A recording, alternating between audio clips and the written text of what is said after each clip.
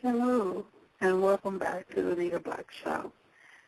We don't have any uh, explanations to do for this show, so we should be able to get right on into it.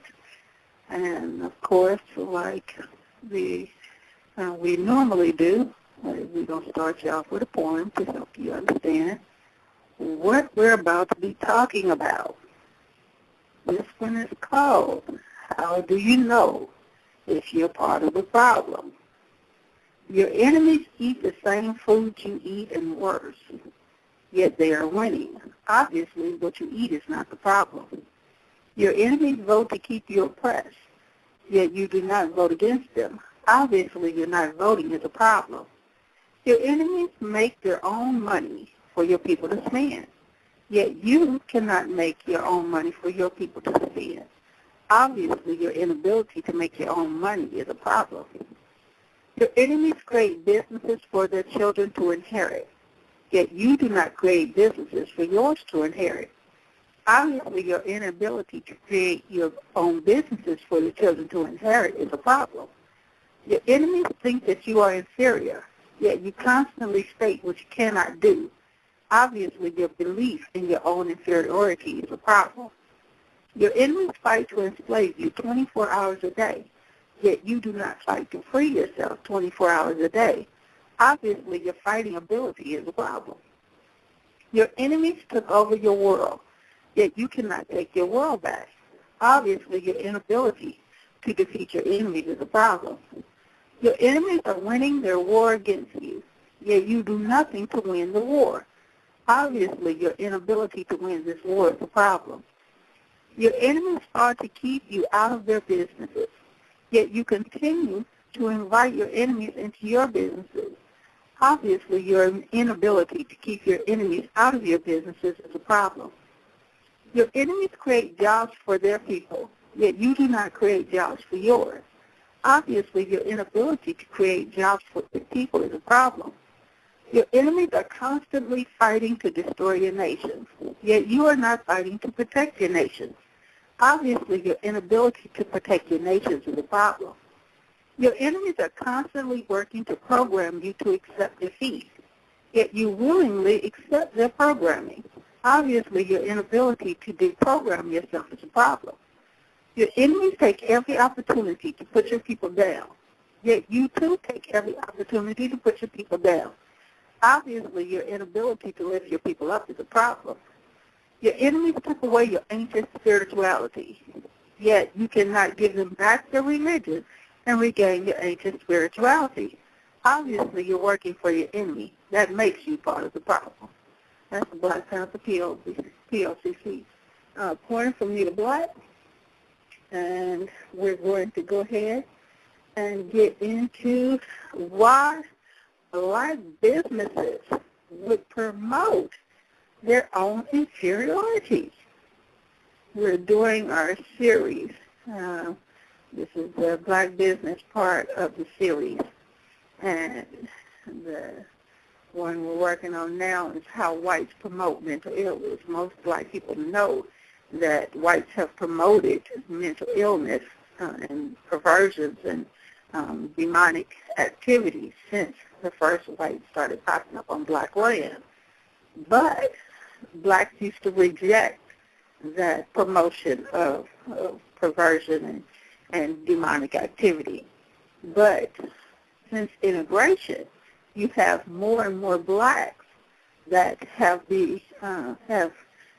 accepted those perversions, accepted those demonic activities. And so now we're seeing each generation born with serious infections, mental illness infections, and their brains are being just devoured by all of this promotion of mental illness. And so we're going to talk about Black businesses. Now, Black businesses are just that. They are businesses that promote the Black economy. They're businesses that are set up for Black people to have a place to shop and eat and, whatever. But since integration, black businesses have taken on this mentality of simply existing. They no longer function, and you're very hard-pressed to find a black business that is actually functioning well in the black community. So you go to the average business before integration, and you had businesses that were hiring black people, and black people were able to stay working in the community. They hired black contractors. They hired black bookkeepers, black janitorial people, maintenance people, yard people, everything. And so black people in the community were always had a job, somewhere to work and whatnot, even if they had another job in a white factory or a white wherever. They were able to make ends meet by knowing that they could go down to the local barber shop, the beauty supplies, whatever, and do stocking or maintenance or yard work, and know that they were able to feed their families because they always had a job. So even if something went on at the white factory, they still had that income in the black community. But in the 70s, of course, many of the black business people, we told you, moved out of the black community and tried to, in an attempt to make even more money than white folks, in order to be like us, you got to make more money. And so many of those black businesses tried to move into white areas. They bought houses, in white areas, and of course tried to move their businesses to white areas. And what they found was that white people rejected their businesses in white communities unless you were, there's only a few that actually are able to somewhat survive in a white area, which of course is like black beauty salons. But you open up a black beauty supply in a white neighborhood, and you're going to have problems. You open up a black beauty salon in a white neighborhood, you're still not going to be getting white people patronizing you. What you'll be getting is more affluent black people that will be patronizing you, those ones that don't make the crazy decisions to go and let somebody else do their hair. You pretty much can count on black women only letting black people do their hair. Now, over the past 10 to 15 years, because of white-controlled entertainment and so many so many black entertainers trying to pretend that they are equal to whites, and now under the delusion that their hair is just like whites, they have started this trend over the past 15 years of letting gay white males do their hair. And so that kind of made black beauty salons in white neighborhoods have to hire gay black males in order to compete. And so you have the industry. And remember, black folks make decisions that actually make themselves obsolete. And instead of holding to their ground, sticking to their guns, and doing those things that will make them always needed, always necessary, they try to go with trends in an effort to make more money. They go with trends and end up shooting themselves in the foot, if you will. So now you have all of these gay black males that are trying to be like the gay white males and doing black women's hair. Well, that created a situation in that now when you go into white neighborhoods, you find fewer black female salons. These black females that hired gay black males to do hair are now being pushed out of their own industry. And they did it to themselves. They moved out of their neighborhood where you might have, let's say you might have 50 customers paying $50 each. Well, they wanted to go to an area where they would have, 10 customers paying, $500 each. Well, the problem is that in those areas, if you are not careful, you can be replaced very easily with the next trend. Whereas in the black neighborhood, you know that a certain number of people every week or every weekend are going to patronize your business because that's something that they're just going to get done. You also have, of course, when it comes to substantial businesses, you have blacks seem to be more afraid to do businesses that are based on a real need in the community.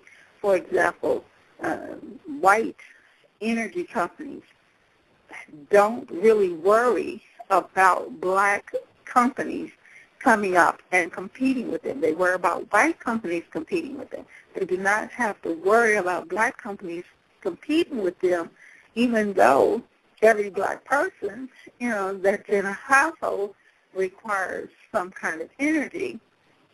Blacks have never really delved into that industry unless they're working for whites. And one of the reasons that is because of all the regulatory things that have to be done. And blacks tend to have gotten into the mind frame now because of the lack of education in the school system. They are not getting those skills in school that are necessary for the numbers involved in regulatory situations. So they tend to stay away from anything that requires a large degree of math, a large degree of science. If you deal with anything in engineering, you have to hire an engineer. You're interviewing them and you don't know what the heck they're talking about. They stay away from those. So what you have gotten in the black community is just basic businesses, food. They've even moved from clothing. You now, you might have vendors, but 5-10 years ago, you had many of the cities exterminated black vendors, and so those vendors had to find other means of making a living. Many of them went and had to get jobs, and some of them just kind of hustle out their cars or wherever. But in most of the major cities over the past 10 years have exterminated black vendors when it comes to clothing. And so that made black people move toward these discount clothing stores that popped up in black neighborhoods, clothing stores that wouldn't even come to black neighborhoods or build in black neighborhoods because the insurance and all different kind of things, they didn't do it. You had to go out to the white areas to find clothing from, let's say, City Trend. City Trend, you would have to go to some kind of complex on some major street outside of your area in order to find these, to go to these. And you still don't see the regular clothing stores, Ross, TJ Maxx, things like that, actually in the Negro neighborhoods. So there is a a huge situation when it comes to trying to get black businesses to provide the things that are vitally necessary to black people. They do more superficial things like food and little things, mostly food and hair. So it's a lot involved in building a black community, a black business, and growing that black business. We tell people there's 4 stages: starting a black business, a local black business, growing into a local black company, growing into a state company, where you have several locations within your state. As a local business, a local company, you are able to hire people right in your local area. You may only have one location in your local area as you're growing that company, growing that business. And as you grow, you can hire, 10 people in your local area and, be quite a vital part of that economy. And so at that point, you need to start looking at maybe doing another location. And once you do another location, that means you're replicating yourself. And so now you got, several locations that you should be planning on and forming, so that you are actually a vital part of the state. So at that point, you're hiring 10 people per location, and you got 10 locations in the state. You're actually an employer in the state that hires 100 people. That makes you a significant part of the state economy. Now, once you've done that, you've pretty much learned all the things necessary to replicate yourself further. So there's no reason not to start moving outside of that state. Now, once you move outside of the state, of course, you're talking about travel. You're talking about scouting locations in other states, and having the salespeople in other states. It takes a lot more work, a lot more accounting, a lot more of everything. But it is absolutely necessary in order to grow. So now you find yourself in 2 states, and then 3 states, and so forth and so on. At this point, you're growing into a national company, a national corporation. And so if you got 100 people that you're hiring in 14 states, now you're a national company that hires 1,400 people. You're becoming a significant part of the national economy. You're one of those businesses that have a stake in the national economy. And of course, at that point, while you're continuing to grow to the other states, you need to start looking at going outside of your national area, outside of your country, to other countries. So now, let's say you're a black business that is in 14 states, and now you're going to start traveling to a couple of the African countries, a couple of the island countries, and start scouting locations in those places. And so at that point, you're becoming an international corporation, an international company. And that should be the goal of any business starting out. So, what you have in the black community is all local business. You might have a daycare. That daycare plans to have those, 10 children at that one location for the next 20 years. Well, they might hire 2 people from the family to help them, but they don't have a plan for growing that daycare so that in 52 weeks they're in a daycare facility and they're hiring a manager to manage that facility, and they are then scouting locations for their next facility and so forth and so on, you just have this mentality of I'm going to take care of 10 children. Now, over the past 5 to 7 years, what you've had is the city council, the Secretary of State and different people during the extermination process going after those home daycares. Many of them were unlicensed. Many of them did not have the proper insurance, all that good stuff. So they started getting targeted because of the extermination that was occurring with whites trying to get Negro properties. And if they find out that the property that they want in a Negro neighborhood has a daycare in there, well, that's the one way to get the person out of that property is by, notifying authorities that there's an illegal daycare going on there or whatnot.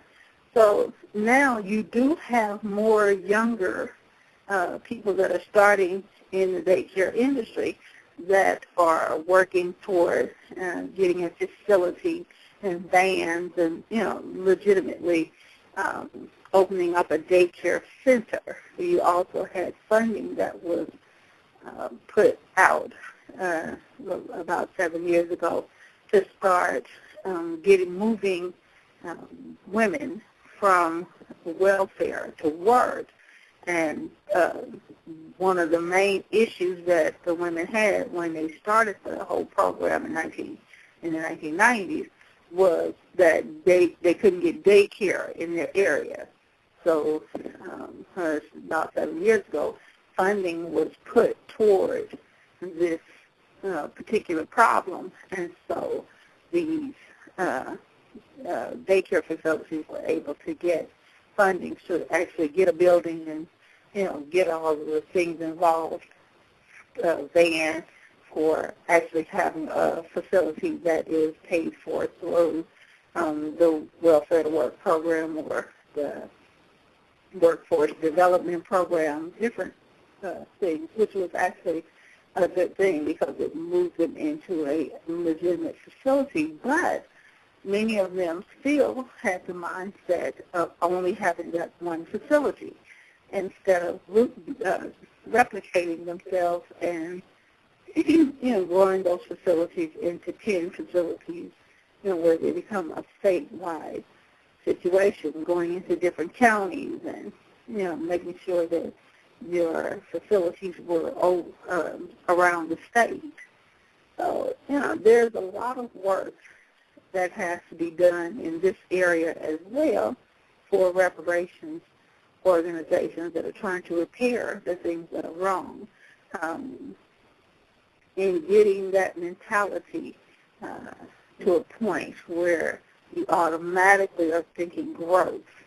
When you look at commercials for the white companies, they're programmed to automatically think growth. And if you're going to do something, you need to be thinking about growing it to the next level. And that's the same kind of mentality that has to be initiated into black businesses and black communities, because they simply do not compete. They really don't compete on a local level. Black businesses don't compete with non-black businesses in the black community. So, the gas station run by white Arabs did not have to worry about a group of black males getting together and opening up a gas station and competing with them. You see, you might have white Arabs that there's one gas station on this corner and another gas station on the other corner, and they will compete with each other to make sure that they're getting customers. If one has their gas for a certain amount, the other one will make sure that their gas is at least the same amount, if not lower, and signs in the window will let people know that, it's 99 cents over here, but it's 89 cents over here, and that's a competition for customers. And those two businesses run by white Arabs never have to worry about, like I say, a group of black males getting together and opening up a gas station on one of the other corners and competing with those two white Arab gas stations. So they pretty much have it locked down. And if you think about the, 100, 200 people that pull into the gas station every day, while they don't make a lot of money, they only make a few cents per gallon for the gas. Normally people come in for gas and end up having to buy things inside the facility, which is where the money is made. I had somebody tell me today that they went to get gasoline for their bike, and the little motor scooters only take $2 for gas, and the person wanted to use their card, their debit card, and there's a $5 limit for using your debit card. So you had to go inside and buy some chips and stuff inside in order to get $2 gas. And he ended up spending, he said, $4 more than what he planned to spend because of that limit. Anyway, so, but then when it comes to trying to find a black gas station, it's just, not happening. I think I actually found one when in my travel, when I was able to travel, and it was an old gas station. I forget the name of it, but they had the old-time gasoline pumps with the little numbers that roll. The older guys that run it, they were in like their 70s, and they said they were having a hard time because their children didn't want to take over the gas station, and they were also talking about, they couldn't find any young people in the neighborhood that wanted to learn the business and take, so they can take over. So, over the next few years, they were probably going to have to shut down the gas station or sell the gas station to white Arabs. And, that has been the going thing in black communities since this whole integration thing. Now, back before integration, you would have black parents sending or bringing their black children to the gas station, and and they would be getting gas and whatnot. And if the gas station was hiring, you would have a black parent saying, "My son needs a job," and that son would be like, I work, after school or on the weekends or whatnot to make some money, and he would be learning that business. And so when it came time that those elderly males were ready to retire, they would have plenty of people with the knowledge, skill, and ability to take over for them. But that's one of the things that was lost in the whole integration thing and the extermination of black males in the black communities by white police forces. So, when it comes to reparations and reparations organizations, we are trying to get them out of the habit of just needing to be meeting. It's time for them to really put themselves in a position to really fix and repair these things, which is what they say they're trying to do. And so in order to repair something, you have to know how it got broken. You have to know why it's continuing to stay broken. And then you have to roll up your sleeves and do the opposite of what broke it in order to fix it or to repair it. So we're doing these shows, these different series, to help organizations that are preparing and saying they want to be a part of the reparations fight, because they really spend a lot of time and waste a lot of time on back and forth stuff that has nothing to do with the actual plan for fixing the black communities. So, you got barbershops, you got beauty salons, you have wing places, food places, and, of course, you have daycare.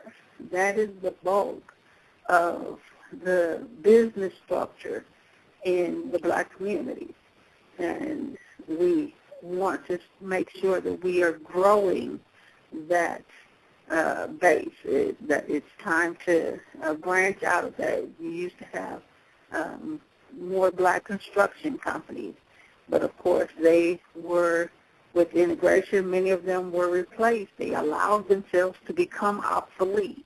It used to be that if whites were going to be doing anything in a black neighborhood, they had to get a black contractor because black people felt uncomfortable with white folks in black neighborhoods. But once you got black folks to the point where they don't care who do the work, so then there's no reason for us to hire black people. And they literally shot themselves in the foot in that they no longer required these companies to have black workers working in black neighborhoods. So now you have most of the construction that is done in black neighborhoods.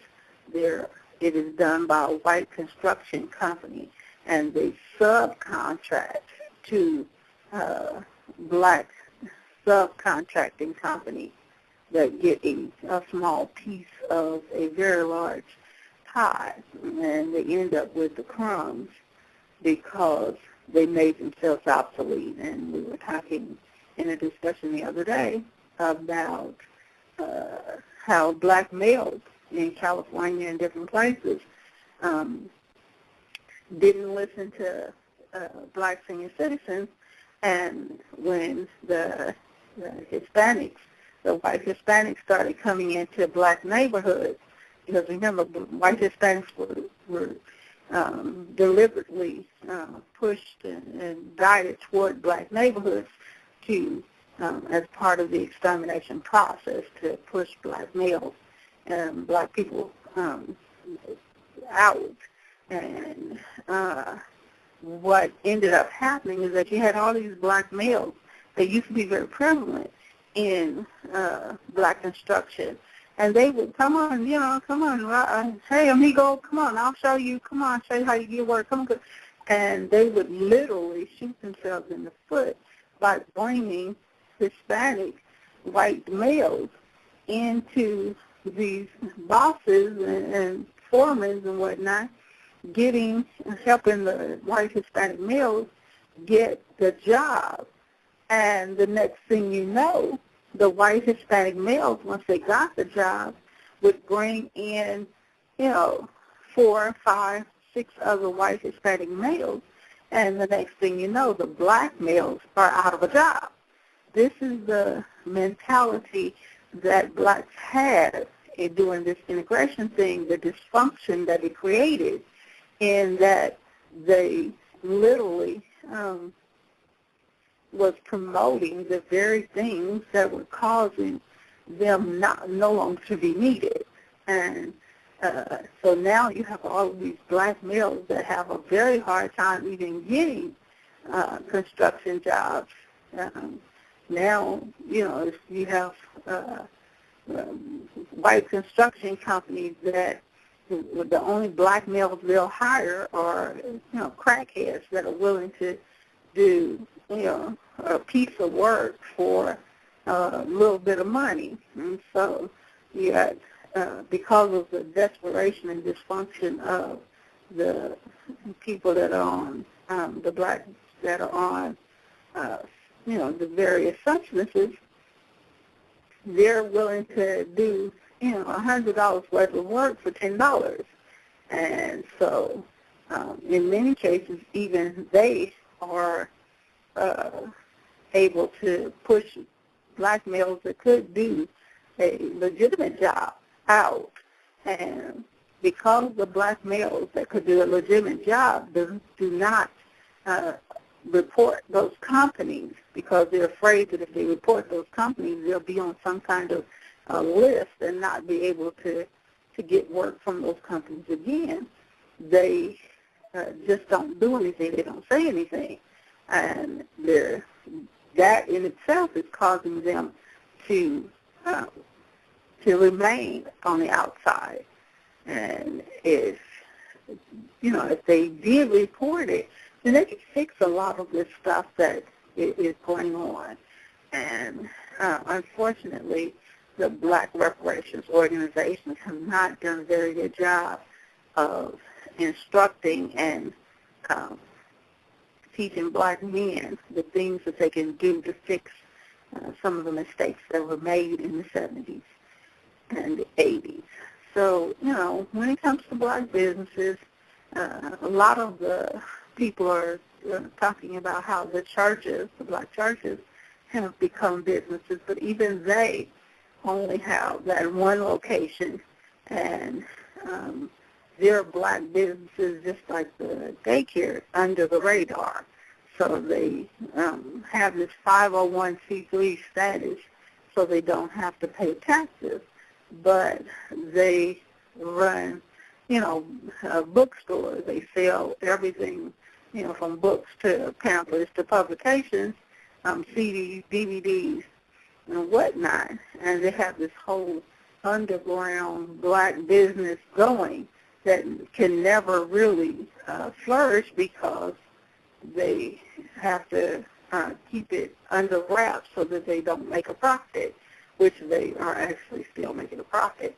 But that makes them a target. Whenever there's some political situation going on, they're easily targeted because everybody knows that it's not a not-for-profit business. It's actually a profit business. So they're finding themselves constantly targeted by IRS and politicians and whatnot. It's just a lot of situations that go on, the whole hair care industry, the supply end of it. While you have all of these Black women that are salon owners and salons and beauticians, they were allowed themselves to be pushed out of the supply part of it. And I remember Dudley from M&M Products talking about how they used to make the products for the naturals and the jewelry curls in their basement and grew that to where they could get a facility and start putting it in, better packaging and whatnot. But they started very small and grew because they had a plan for growing it outside of that home-based business. And it became a very productive company.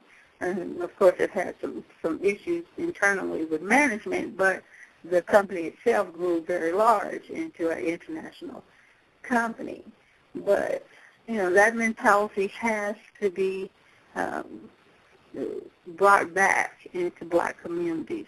You have to bring back Black construction, bring back Black supply companies, Black manufacturing companies, and start getting them back being the infrastructure for Black communities and hiring Black people so that they're not having to spend 1 and 2 and 3 hours on the train or on the bus going to white neighborhoods in order to find work.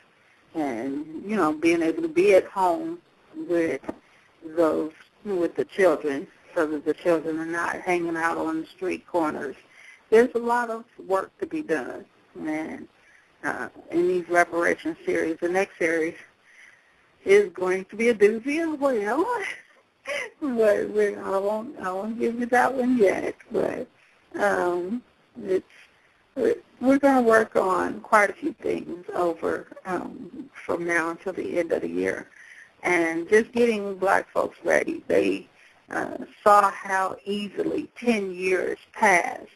It was, only 10 and a half years ago that Black folks were partying like it's 1999.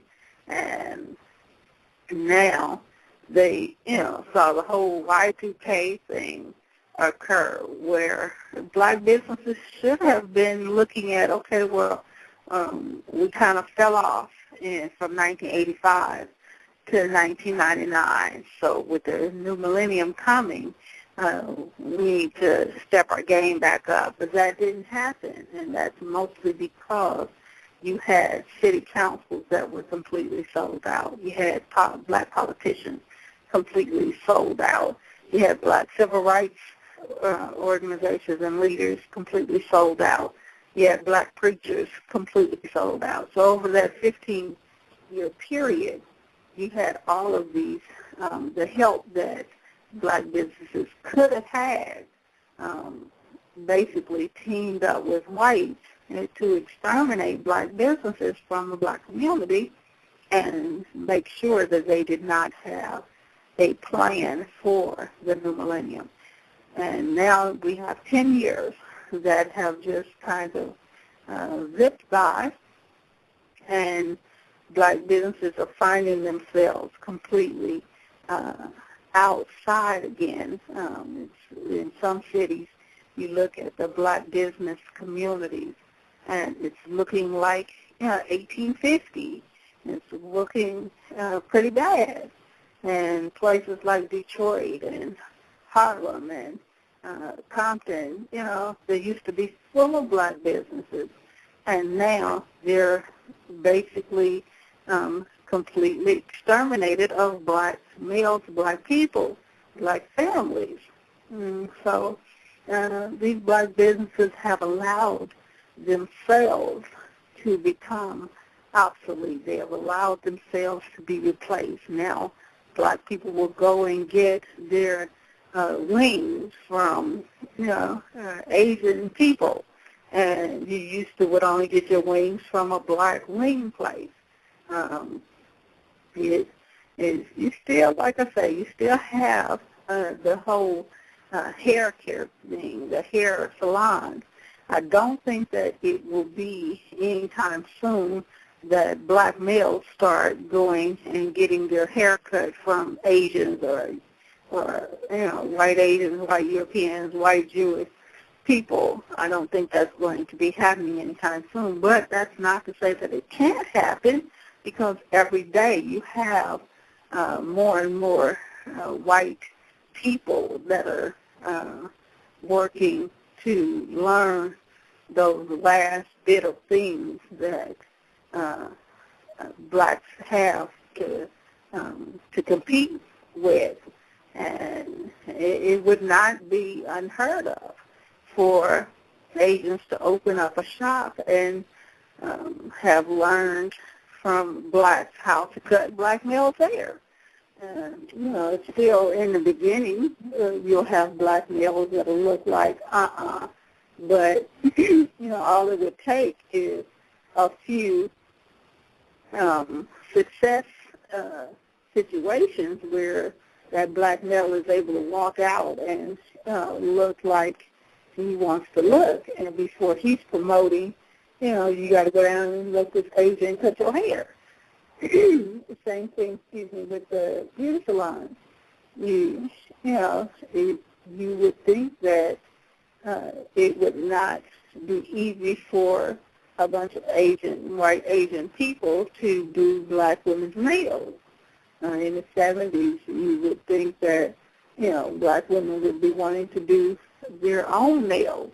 But here we are, by the 80s, you had all of these huge shops starting up where you got 15 booths in there, 15 white Asian females, or even white Asian males in there. And it's full of black women getting their nails done. And so these black women actually pretty much shot themselves in the foot, in that now when they go to cosmetology school, they are steered away from nails, because you now have the mentality in the black community that black women can't do nails. that if you want your nails done, you got to go to a white Asian person. And so that pretty much blocked black women out of that billion-dollar-a-year industry. And, now you got the supply situation. If you want to start a beauty supply, you're steered away from that because you're told that you can't compete with white Asians in the beauty supply industry, which, of course, again, we're talking about a multi-billion-dollar industry per year. So there's all of this money that black people are spending that black people are not able to make because they have allowed themselves to be blocked out of these particular sectors. And in order to fix it, black reparations organizations will have to begin working on the black mentality to get some of these dysfunctions back out of the community and get, black women back to the point where if black people are not able to engage in the business aspect of it, then you have to get black customers to stop buying it. And if you can do that for a certain amount of years, you can actually see black businesses start growing again, because now black people have the conscious mentality of, I'm going to, start a black business, and I'm going to get the black community back under control, back where it needs to be. And that has to be a very serious and conscious decision for the majority of black people in that area. There's no reason why a city like Detroit should have been able to be exterminated if, when they first started taking black males out of the black community, when the gang situation started getting out of control, if blacks had rolled up their sleeves and said, oh, no, we finna get this together, then you would not have had it fester and grow to the point where it became overwhelming.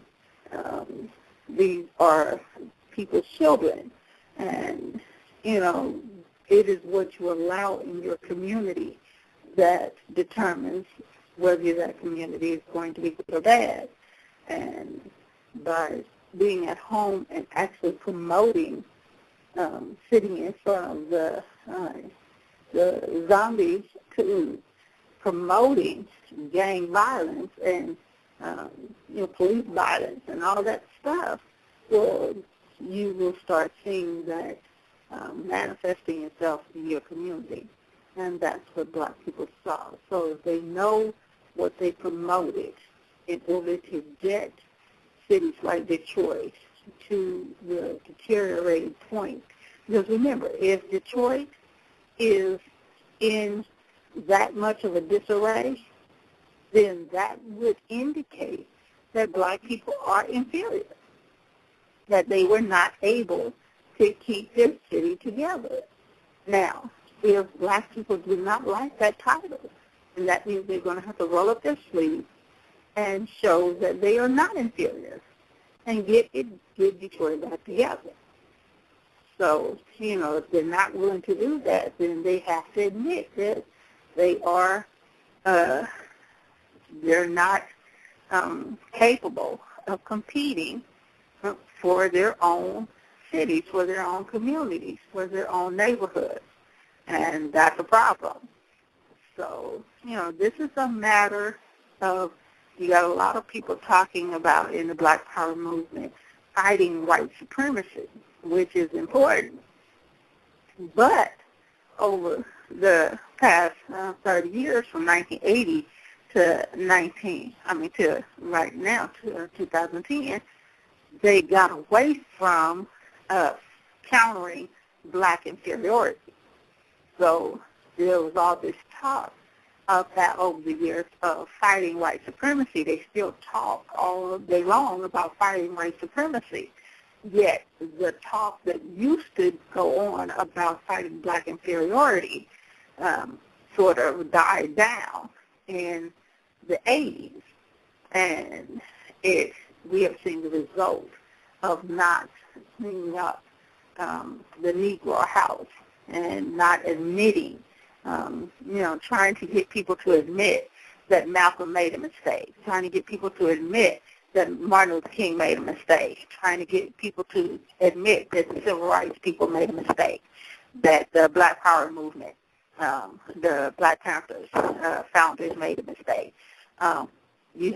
They created 125,000 community Panthers. They constantly talked about the mistakes that the Black Panther founders made. And over the past 45 years, we have talked about the mistakes that both the civil rights people and the Black Panther Party and the Black Liberation Movement made.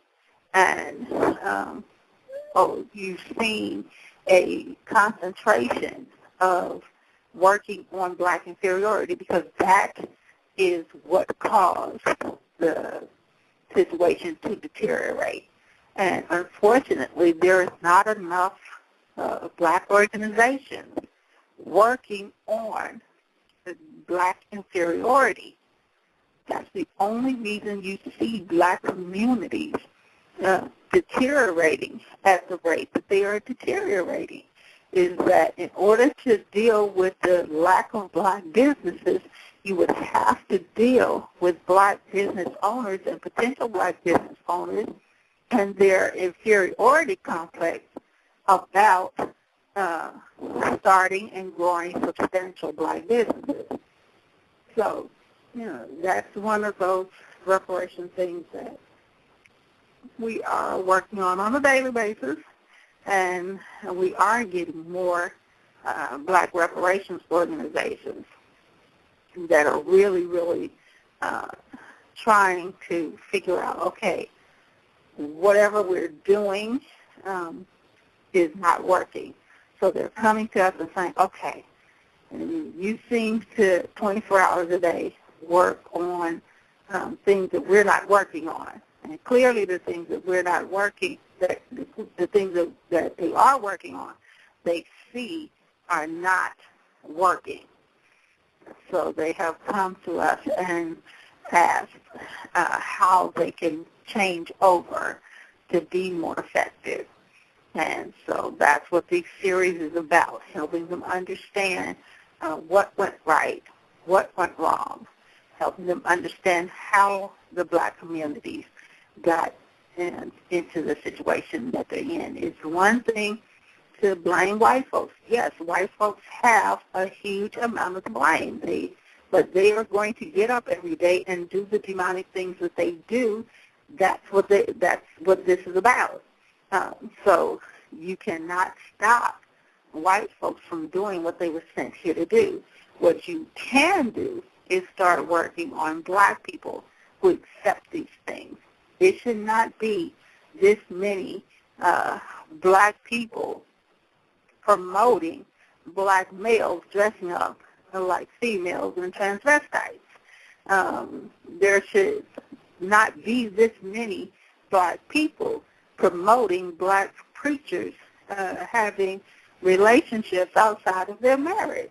And there should not be this many black children listening to music that promote black children killing other black children. You should not have this many 1-year-old and 2-year-old, 3-year-old black toddlers and children watching and can't seem to function without their daily dose of a gay sponge. You should not have this many black female teenagers trying to be like white teenagers and trying to be like white entertainers. You should not have this many black entertainers losing their ever-loving mind and spending money like water. I mean, you have, it's like they get into this entertainment industry and somebody didn't get to them and say, shake them or something. So they understand this is just a job, child. This is just a job, and you have to prepare for retirement just like any other job. You have to put your money toward fixing the things that you see are wrong. And, if you are not giving back to the community, then eventually you're going to be, just another washed-up entertainer or washed-up athlete. I was looking at Tiger Woods, and I mean, those that remember back in the day when he was, Lord knows he was confused with his Caucasianism, you had white folks that were pretty serious about the fact that this black golfer could not be as good as a white golfer, that he was a fluke, that he was, they talked about him really bad. He had a hard time at the different tournaments and whatnot. White folks just didn't too much like him. And he allowed himself to get caught up in the hype that as long as he was a winning horse, white folks had money on him. So it didn't matter whether they liked him or not. As long as he kept making them money, they would at least pretend that he's okay. And he allowed himself to mistake that for him now being accepted and equal with white people. He ran out and got himself a white woman, 2 or 3 of them, just allowed himself to get caught up in this hype, buying, houses in white neighborhoods to be this big Negro hot shot that white people were saying he was. And here we are now. They were saying yesterday that he's no longer the best. He's just, has been now. And they literally he's a high-paid prostitute for promoting everything that white folks had to promote.